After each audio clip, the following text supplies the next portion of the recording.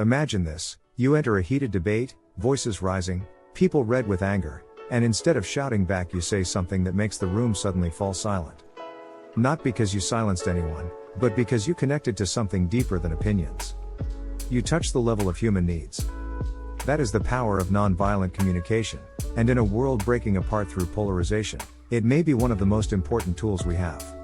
Nonviolent communication, created by psychologist Marshall Rosenberg, is not just about being nice or polite.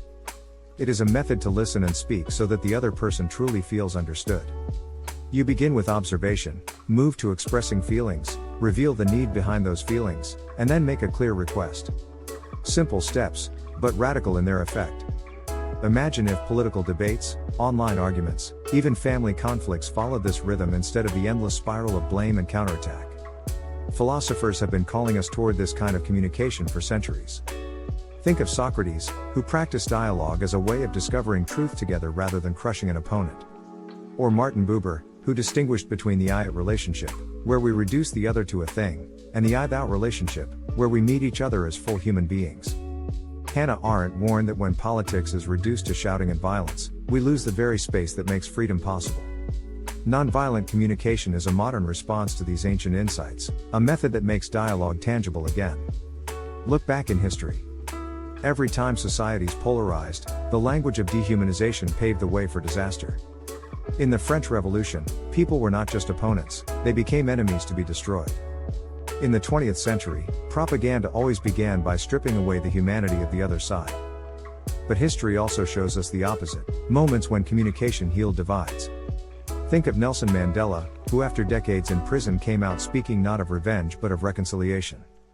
His words built a bridge strong enough to carry a nation through its transition. Now look at our time. We are connected more than ever, yet our conversations are filled with outrage, labels, and contempt. Social media rewards division, politics thrives on fear, and communities split into camps that rarely speak to one another. When you listen closely, you hear the same tragic pattern, people shouting their unmet needs in distorted ways.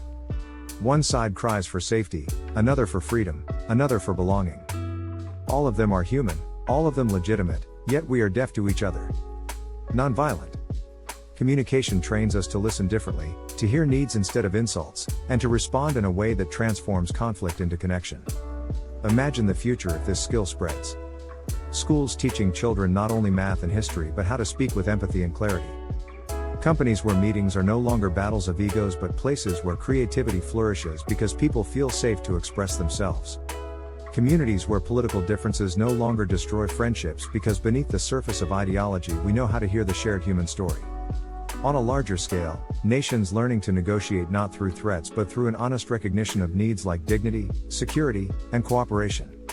It may sound idealistic, but so did democracy once. The future will belong to those who can turn conflict into dialogue, and nonviolent communication is the blueprint. You might be wondering what this has to do with you. The answer is everything. Each conversation you have, each post you write, each disagreement at work or at home is a chance to either widen the divide or build a bridge. When you practice nonviolent communication, you don't just change that one conversation, you plant a seed of cultural transformation. Division grows through millions of hostile interactions. Healing grows through millions of moments of empathy. You are part of that equation. The world is hungry for a different way of speaking, one that does not add to the noise but opens a door to understanding.